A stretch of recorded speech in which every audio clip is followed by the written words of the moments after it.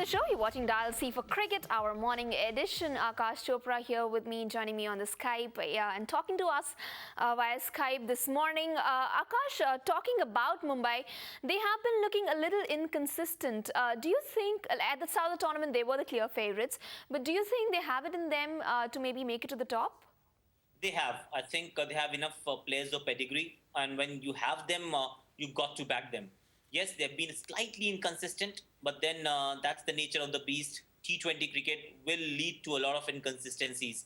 But the good thing is they've still managed to keep their home ground as a fortress. Nobody has been able to breach that 1 KD pitch, so they still have 4 more games there.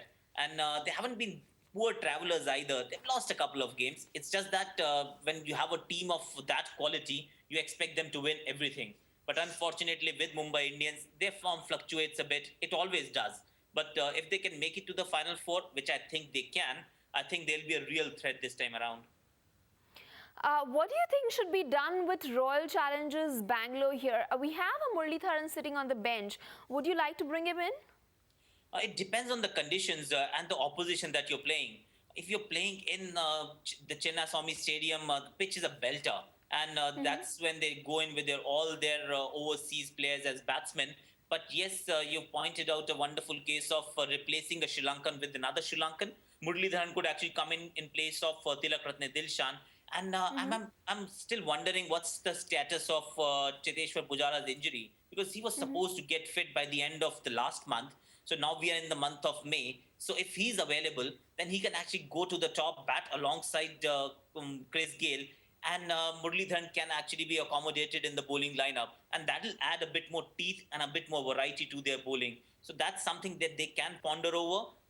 But then the problems are still within their batting lineup. Once you go past the top three, what happens in the middle order concerns me a little bit, because they tend to collapse and surrender meekly at times. Okay, Akash, you are right when you say that a bowler like Murli can be played pretty much in every game, in every pitch. But would you really want to sit an all-rounder out, Moises Henriques in this case, and then play a bowler? I won't even go there. If there is a need, yes, you can, because Moses Henriques, at times we tend to overrate the all-rounders. If you're contributing with the bat and with the ball, then it's fine. Someone like Jacques Kallis is a true all-rounder.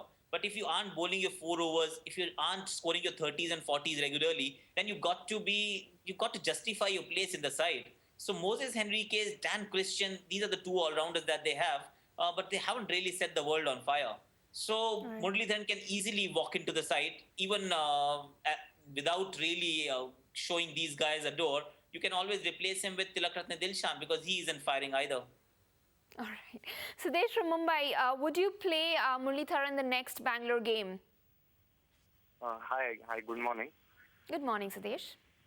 Yeah, actually, I don't feel that Muralitharan should be playing at the Chinnaswamy Stadium, their home ground, because although he's a good spinner and he has loads of experience, I don't think he'll be useful on a flat track like Chinnaswamy, where the average score is about 160, 170.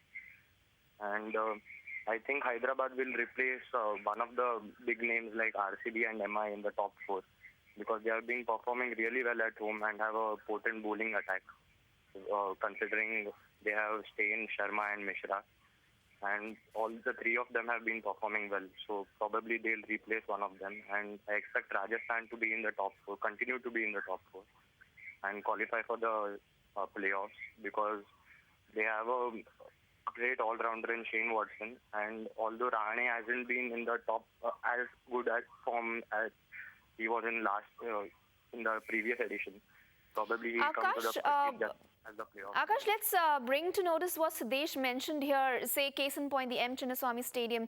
So where exactly do you play a spinner? It is a good batting track, so wouldn't you rather play a Murli there? I would not mind playing Murli anywhere, to be honest, because you're talking quality, you're talking pedigree. And when you have a player who has taken, 700 test wickets or 800 test wickets perhaps, he can bowl on any surface, even on a pitch made of glass. So I'd really be tempted to go with him, especially when you're playing against a side like Mumbai or a big side You need quality there to really soak in the pressure and bowl to the guys like Pollard and Dwayne Smith, Sachin Tendulkar.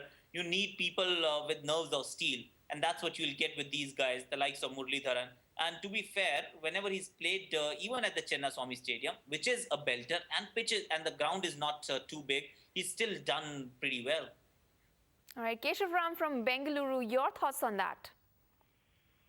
Namaste, Keshav Ram from Bangalore. Namaste, Belated May Day. Yesterday it was a Labour Day. I tell you, the matches in IPL are coming to. All matches are almost in close finishes. Some are finishing between 17th and 18th over, or after 16th over.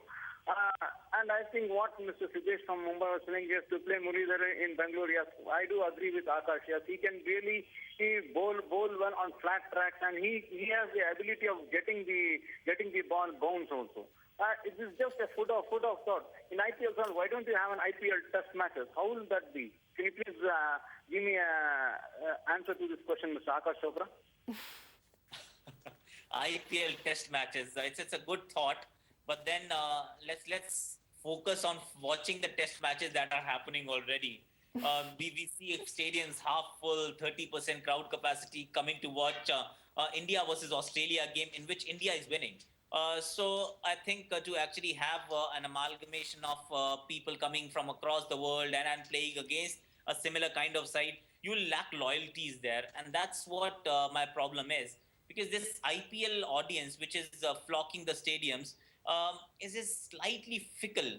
They are there for a variety of reasons. One, they support their local team, which is great. Two, they go out there for a 3.5 hours entertainment show with their family and kids. Would they do the same for a test match over 5 days? I'm not too sure.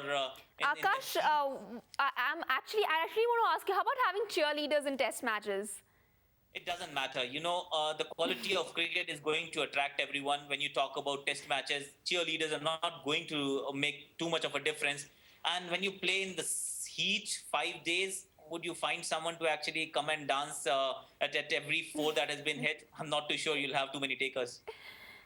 All right, wonderful thoughts there. Akash, thanks so much for joining us on Skype this morning. Thanks, callers, Siddesh, Keshav Ram, for calling in. We're unfortunately going to have to slip into a short little break here, but stay tuned. We'll return really soon.